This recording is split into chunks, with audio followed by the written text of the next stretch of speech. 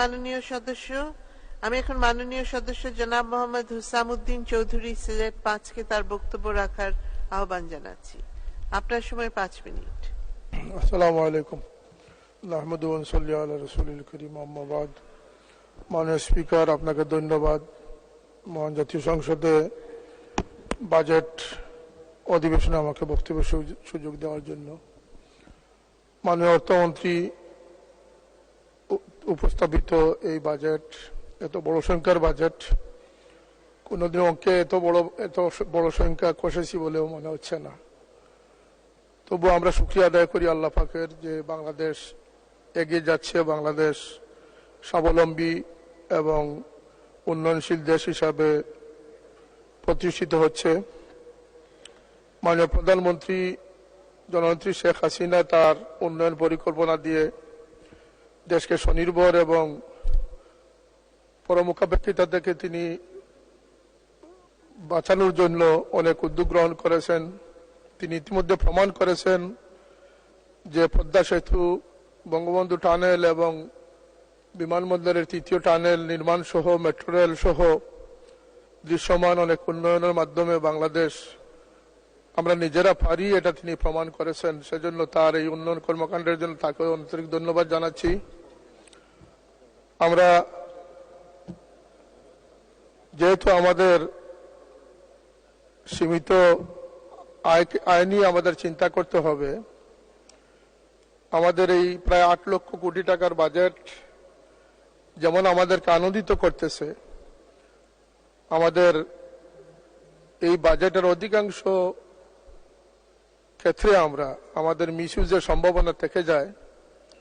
তল্পিবিহীন জুড়িতে আপনি যে কিছুই ডালেন না কেন সেটা থাকে না।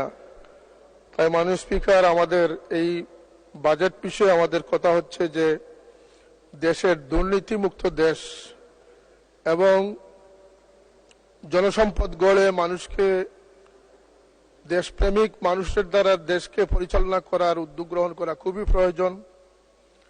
এক্ষেত্রে আমাদের শিক্ষা ব্যবস্থাপনাকে আরো উন্নত করার জোর দাবি জানাচ্ছি। যেখানে মোরালিটি, মানবতা থাকবে না, সেখানে কোনো বড় বাজেট দিয়ে কোনো জাতিকে উন্নয়নশীল জাতি হিসাবে প্রমাণ করা সম্ভব হবে না। ইতিমধ্যে আমরা বুঝতে পেরেছি আমাদের অর্থ সংকটের চেয়ে আমাদের আন্তরিকতার অভাব বেশি রয়েছে। বাংলাদেশে যে বড় অঙ্কের বাজেট বাংলাদেশে নেওয়া হয়েছে, যদি এটা পুঙ্খানুপুঙ্খ রূপে বাস্তবায়িত হয়, এ দেশের জনগণের দুর্ভোগ এবং সমস্যা আসলে থাকবে না বলে আমরা মনে করি। তো সমস্যা হচ্ছে যে আমাদের দেশে যারা দুর্নীতি দমন করবেন তাদেরকে দুর্নীতিমুক্ত করাটাই আমাদের সবচেয়ে বড় চ্যালেঞ্জ হয়ে দাঁড়িয়েছে। কথায় আছে না, আমরা জানি যে কুইনাইন জ্বর সরাবে, কিন্তু কুইনাইন সরাবে কে? আমরা আমাদের কয়েকটি ডিপার্টমেন্টকে যদি আমরা সুপ্রশিক্ষিত করতে না পারি এবং তাদের উপরে যদি আমরা আস্থাশীল হতে না পারি, আমাদের এনবিআর, দুদক, অ্যান্টি কারাপশন, যেগুলো আমাদেরকে নিশ্চয়তা দিবে, যেগুলো আমাদেরকে দেশকে সুরক্ষিত রাখবে, এখানে সরিষার মধ্যে যদি বুথ এসে যায় তাহলে বুথ থামাবেন কি দিয়ে? এই যে হাজার খানেক জনবল, তাদেরকে যদি আমরা দেশপ্রেমিক, আন্তরিক, সুদক্ষ কর্মটা আমরা তৈরি করতে না পারি, আমরা যদি প্রাথমিক শিক্ষক যারা আছেন 1.5-2 লক্ষ শিক্ষককে যদি আমরা আমাদের ফাউন্ডেশন তৈরির জন্য প্রস্তুত করতে না পারি, শিশু বান্ধব করতে না পারি, মানব সম্পদ তৈরির কারিগর বানাতে না পারি, তাহলে আমাদের শিক্ষা ব্যবস্থার ভবিষ্যৎ অত্যন্ত খারাপ হবে, এটাই স্বাভাবিক। বাজেট প্রসঙ্গে আমি যদিও অর্থনীতি পড়েছি, কিন্তু এই বিষয়ে আমি কথা বলে না যে হুজুরের দৌড় মসজিদের দিকে। আমি বাজেট বিষয়ে এমন কিছু বলতে আমি সাহস পাচ্ছি না। এবারের বাজেটে একটি বিষয়, কালো টাকাকে সাদা করার যে প্রস্তাবনা রয়েছে, নিঃসন্দেহের পিছনে কোনো যৌক্তিক কারণ থাকতে পারে। তা আমার অনুরোধ থাকবে যে এই এই সুযোগে যাতে দুর্নীতি প্রশ্রয় না পায়, দুর্নীতিবাজরা যাতে উৎসাহিত না হয়, এ বিষয়ে সতর্ক থাকা। 2 মিনিট। এবং দেশের যে টাকাগুলো বিদেশে পাচার করা হয়েছে, এমন অনেক রিপোর্ট রয়েছে, অনেক তথ্য রয়েছে, সেগুলোকে ফেরত আনা। কারণ দেশের রাজস্ব বাড়ানো উচিত, দেশকে স্বনির্ভর করা উচিত, দেশের উন্নয়নকে অগ্রযাত্রাকে অব্যাহত রাখা উচিত।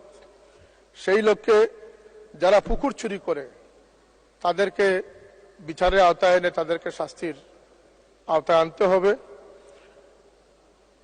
একদম প্রথম সংসদ সদস্য নির্বাচিত হলাম, ভাবলাম যে একটি ট্যাক্স মুক্ত গাড়ি পাবো, এখানে আমাদের উপরে ট্যাক্স আরোপ করে দেওয়া হচ্ছে। জীবনের প্রথম স্বপ্নটি কি বাস্তবায়ন হবে না? এটি মাননীয় সংসদ সদস্য যারা আছেন, আপনারা জানেন কত গাড়ি মিসইউজ হচ্ছে, পরিত্যক্ত অবস্থায় পড়ে আছে। সরকারের বিভিন্ন ডিপার্টমেন্ট এগুলো অব্যবস্থাপনায় রয়েছে। আর 300 জন সংসদ সদস্য একটি শুল্ক মুক্ত গাড়ি পাবেন, তাও আবার 25% ট্যাক্স দিতে হবে। এটি আমাদের কাম্য নয় মাননীয় স্পিকার। আমরা আমাদের এখানে মাননীয় স্বাস্থ্যমন্ত্রী উপস্থিত আছেন, তার যোগ্য নেতৃত্বে স্বাস্থ্য সেবার উন্নতি হবে আমরা প্রত্যাশা রাখি। তিনি ইতিমধ্যে অনেক হাসপাতাল পরিদর্শন করেছেন, তার পরিদর্শনের ফলে অনেক দুর্নীতি বা অনেক অনিয়ম চলে যাবে, এটা আমরা বিশ্বাস করি। কিন্তু একটি বিষয় আমি আপনার মাধ্যমে তার নলেজে দিতে চাই, আমাদের দেশে মাদকাসক্ত যারা ড্রাগ এডিক্টেড হয় তাদের জন্য নিরাময়ের কিছু কেন্দ্র স্থাপিত হয়েছে। আমার কাছে কিছু তথ্য এমন এসেছে, আমি বিগত বছরখানেক থেকে যা উপলব্ধি করেছি, এখানে এই অজুহাতে, সামান্য অজুহাতে অনেক সময় অনেক সুস্থ মানুষকে নির্যাতন করা হয়, এমনকি তারা আত্মহত্যার পথ বেছে নেওয়ার ঘটনা আমাদের কাছে রয়েছে, আমাদের সামনে রয়েছে। মাননীয় সদস্য আর 1 মিনিট। আর একটু সময় দেন মাননীয় স্পিকার, আমি তো হুজুরদের পক্ষ থেকে একজনই মাত্র। বলুন 2 মিনিট। আমাকে আর 5 মিনিট সময় দেন প্লিজ, আমার কিছু কথা রয়েছে। আচ্ছা বলুন। Thank you. আমরা এই বিষয়টা এবং পাবনা মানসিক হাসপাতাল মানবিক কারণে, এবং আমাদের দেশে মাননীয় স্বরাষ্ট্রমন্ত্রী এখানে নেই, জেলের ভিতরে যারা কয়েদি রয়েছে, বন্দী রয়েছে, তাদের প্রতি মানবিক দৃষ্টিভঙ্গি নিয়ে তাদের সুবিধা অসুবিধাগুলো দেখা একান্ত উচিত বলে আমি মনে করি। আমাদের শিক্ষা ব্যবস্থায় আমূল পরিবর্তন আনা উচিত। আমাদের সিলেবাস কমিটিতে যারা যোগ্য তাদেরকে দিয়ে সিলেবাস প্রণয়ন কমিটি তৈরি করা। এক্ষেত্রে আপনারা আশ্চর্য হবেন যে মাদ্রাসা শিক্ষা বোর্ড একটি বৃহৎ শিক্ষা বোর্ড, যেখানে আলিম তৈরি হচ্ছে, এবং যে আলিমরা আজকে সকলেরই বাবা মা আত্মীয় স্বজনের জানাজায় ইমামতি করতেছে, দোয়া মোনাজাত করতেছে, কিন্তু সেই সিলেবাস প্রণয়নে যোগ্য আলিমদের অনুপস্থিতির কারণে মাদ্রাসার ক্লাসে তবদুল তবলা বাজানোর মতো বই ম্যান্ডেটরি করে দেওয়া হয়েছে। এটি দুঃখজনক মাননীয় স্পিকার। আল্লাহ নবী সাল্লাল্লাহু আলাইহি ওয়াসাল্লাম বলেছেন যে আউয়ালু মা তাগান্নাসা ইবলিস, এই বাদ্যযন্ত্র হচ্ছে ইবলিস থেকে প্রতিষ্ঠিত। এখানে মাদ্রাসার স্বাতন্ত্র্য রক্ষা করা উচিত। আমি বলবো স্কুল কলেজ ইউনিভার্সিটির সিলেবাসেও যারা দেশপ্রেমিক এবং যারা শিক্ষাবিদ তাদের অংশগ্রহণে সিলেবাস তৈরি করা সময়ের দাবি।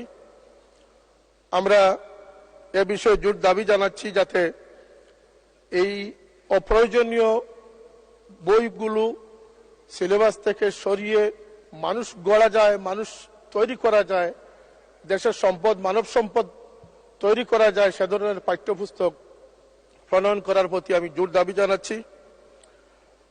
আমি আমার এলাকার 2-1টি দাবি এবং বৃহত্তর সিলেটের 2-1টি দাবি উপস্থাপন করতে চাই মাননীয় স্পিকার।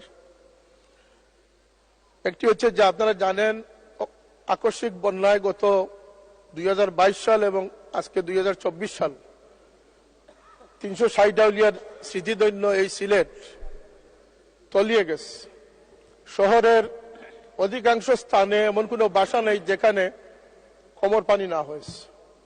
এই বন্যায় যে হাজার হাজার কোটি টাকার ক্ষতি হচ্ছে, সিলেটবাসী যে বন্যা প্লাবিত হচ্ছে, যদিও অনেক বিশেষজ্ঞরা মনে করেন যে মিঠামইনের এই সড়কটি অপরিকল্পিত হওয়ার কারণে, ব্রিজ কম থাকার কারণে সিলেটে আকস্মিক বন্যা হচ্ছে, সেটাও তলিয়ে দেখার সময়ের দাবি আমি মনে করি মাননীয় স্পিকার। আরেকটি প্রস্তাব আমি করতে চাই যে মাননীয় পানি সম্পদ মন্ত্রী মহোদয় এখানে আছেন, তিনি সিলেট সুনামগঞ্জ সফর করেছেন, আমাদের কনস্টিটিউয়েন্সির খবর তিনি নিয়েছেন, ধন্যবাদ তাকে। কিন্তু এই সংসদ অধিবেশনের পরপরই তিনি সিলেটে গিয়ে, আমরা আমন্ত্রণ জানাচ্ছি সিলেটের সংসদ সদস্য যারা আছি আমরা সবাই উপস্থিত থাকব, এখানে সিলেটের মেয়র সহ আমরা গণ্যমান্য সবাই উপস্থিত থেকে এর কারণ এবং প্রতিকার চিহ্নিত করা খুবই প্রয়োজন বলে আমি মনে করতেছি। এ বিষয়ে মাননীয় মন্ত্রী উদ্যোগ নেবেন, আমাদের পক্ষ থেকে যে সহযোগিতার প্রয়োজন সেটা। এবং এখানে সুরমা কুশিয়ারা খননের ব্যাপারটা এসেছে, এই নৈবতা হারানো নদীগুলোর কারণে এটি একটি অন্যতম কারণ। আমার সংসদীয় আসনের একটি থানা হচ্ছে কানাইঘাট উপজেলা, যেখানে লুবা কুয়ারিতে ভারতের পাহাড়ি ডল থেকে নেমে আসা 1000 কোটি টাকার পাথর প্রতি বছর আমদানি হতো। এ থেকে সরকার 25-30 কোটি টাকা রাজস্ব আদায় করত। এটাকে সুনিয়ন্ত্রিত করলে 100 কোটি টাকা রাজস্ব আদায় করা সম্ভব হবে। এই পাথর কুয়ারিতে 1000 কোটি টাকার পাথর জব্দ করে রাখা হয়ে গেছে। কোন কারণে সেটা আমি সংসদ সদস্য, আমি এটা বুঝতে পারতেছি না। আরেকটি কারণ হচ্ছে যে আজকে প্রায় 5 বছর যাবৎ এখানে পাথর উত্তোলন বন্ধ করা হয়েছে। এটিও বন্যার একটি কারণ, কারণ এই পাথরগুলো অপসারণ করলে এই জায়গাটা গভীর হয় না, আর গভীর না হওয়ার কারণে ফ্লাড আরো সহজ হয়। সুতরাং এখানে আশ্চর্যের বিষয় মাননীয় স্পিকার, এখানে 8-10 লক্ষ শ্রমিকের রুটি রুজির ব্যবস্থা রয়েছে।